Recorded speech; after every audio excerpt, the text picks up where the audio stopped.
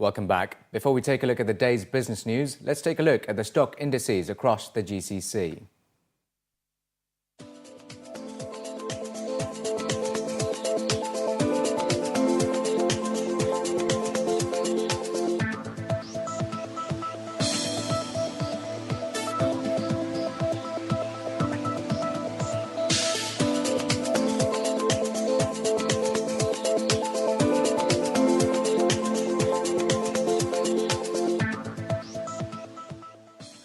And in our top business story, reporting on corporate responsibility is now a standard business practice worldwide, undertaken by almost 3/4 of companies. That's according to the 8th KPMG survey of corporate responsibility reporting.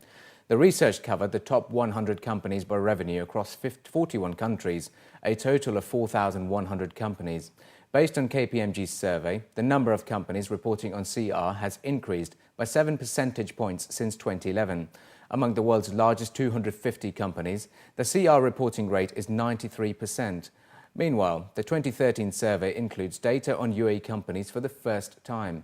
The results show that CR reporting in the UAE has progressed at a slower rate than in the rest of the world. Only 1 out of every 4 UAE companies surveyed are reporting on corporate responsibility, compared to the global average of 3 in 4.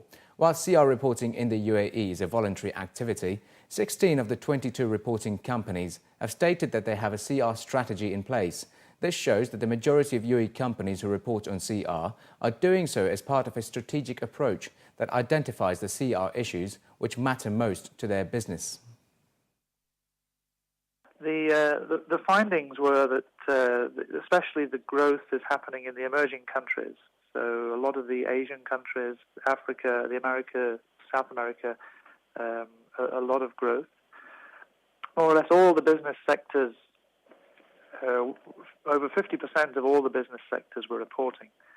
And particularly including the information in the financial statements was very popular, with over 50% of companies combining the information with their financial statements.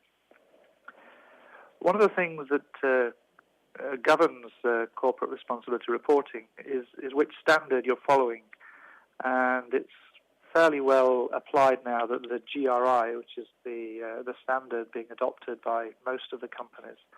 And when we look at the UAE, we'll see also that quite a lot of the UAE entities are following GRI standards. The results showed that in the UAE, a significantly lower percentage of companies report on CR. We took 100 large companies here, and we found 22 of them were reporting, which I think shows quite a good representation, particularly in sectors like the transport industry. We had quite a few of the airlines and airports reporting, and in the financial sector, where we had quite a few of the banks and insurance companies reporting. India's single largest directly owned retail jewellery chain, Kalyan Jewellers, is making an entry into the UAE market, opening 6 retail outlets on 26th of December, all in a single day. The company has outlined an investment of over 140 million dirhams, the single biggest venture ever by an Indian company in the jewellery sector in the Emirates. Kalyan is set to open showrooms in Abu Dhabi, Sharjah, Karama, Qusais, Bur Dubai and Mina Bazaar, with all showrooms to have an average space of 5,000 square feet, spread over 2 floors. According to company officials, the basic research for the UAE expansion had been on for some time, believing there is a huge scope in terms of market, availability of products and the customer base. UAE today is the epidemic center for development. With this 2020 also in line, I think this country is going from one place to another place in leaps and bounds. Undoubtedly, all the international brands, all the local brands, they are all looking to UAE for growth. And Kalyan too, we understand that UAE is undoubtedly a very huge market. And especially jewelry trade in UAE is historic and has been famous for ages now. We plan for a very huge investment in UAE. As a first phase, we are bringing in a capital of 250 crores Indian INR, that is about 120 million UAE dirhams. And we are sure that we would like to at least double or triple the investment in a couple of years. Going forward, the company plans to expand across the region, opening 3 retail outlets in Kuwait, 2 in Qatar, and 1 each in Bahrain and Oman. From its Middle East operations, Kalyan is expecting a revenue of 200 million dirhams for the first 3 months, ending March 31st, 2014. For the next fiscal, it is targeting a turnover of 1,500 million dirhams.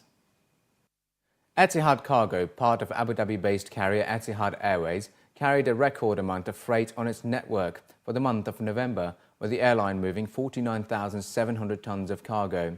Last month's cargo movements were up 52% compared to the 32,663 tons of cargo moved in the same period last year, and also surpassed the month of October, where the airline carried 45,830 tons, up 39% year-on-year.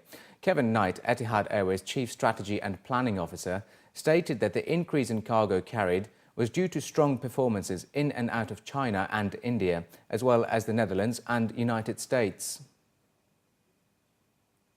And Electricity and Water Authority DEWA said on Sunday its budget for 2014 is 20.56 billion dirhams compared to 13.835 billion dirhams in 2013, adding that expenditure on projects and purchases will reach 7.057 billion dirhams. DEWA added that the budget represents its relentless pursuit to ensure the electricity and water requirements of Dubai conform with the directives of His Highness Sheikh Mohammed bin Rashid Al Maktoum, Vice President and Prime Minister of the UAE and ruler of Dubai, to support the Emirates' ambitious development plans at all levels and in all fields.